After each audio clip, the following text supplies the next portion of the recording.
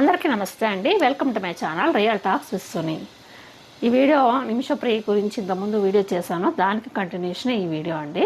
నిమిషప్రియకు రేపు అంటే జూలై 16న యమన్ ప్రభుత్వం ఉరిశిక్ష విధించింది కదా. అది ఇప్పుడు యమన్ ప్రభుత్వం ఇప్పుడు లేటెస్ట్గా ఒక ప్రకటన అయితే చేసింది. నిమిషప్రియ ఉరిశిక్షను తాత్కాలికంగా నిలిపివేసినట్టు ప్రకటించింది. తాత్కాలికంగా మాత్రమే నిలిపివేసింది. దీనికి ప్రధానమైన కారణాలు ఏంటంటే, మన భారత ప్రభుత్వం విదేశాంగ శాఖ ఎప్పటికప్పుడు యమన్ దేశంతో సంప్రదింపులు జరుపుతూనే ఉంది ఈ ఉరిశిక్షను ఆపడానికి. అదేవిధంగా నిమిషప్రియ ఫ్యామిలీ కూడా, బాధిత ఫ్యామిలీ ఏదైతే ఉందో వాళ్ళకి బ్లడ్ మనీ ఇచ్చేందుకు వాళ్ళు సంప్రదింపులు, మత పెద్దలతో సంప్రదింపులు జరుపుతూనే ఉన్నారు.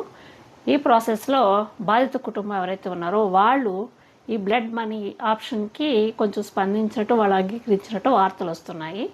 ఆ కారణంతోనే మన యమన్ ప్రభుత్వం దీన్ని తాత్కాలికంగా వాయిదా వేసినట్టు తెలుస్తోంది ఉరిశిక్షను. ఇక్కడ బ్లడ్ మనీ కింద 11 కోట్లు ఇచ్చేందుకు నిమిషప్రియ వాళ్ళ మదర్ ఎవరైతే ఉన్నారో ఆవిడ 11 కోట్లు ఇచ్చేందుకు అంగీకరించారు.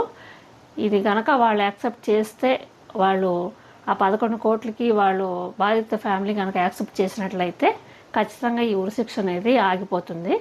క్షేమంగా నిమిషప్రియను భారత్ తీసుకొచ్చేందుకు కేంద్ర ప్రభుత్వం కూడా చాలా ప్రయత్నాలు గట్టిగానే చేస్తుంది. ఇప్పటికైతే లేటెస్ట్ న్యూస్ ఏంటంటే, రేపైతే ఉరిశిక్ష లేదు, అదైతే వాయిదా పడింది.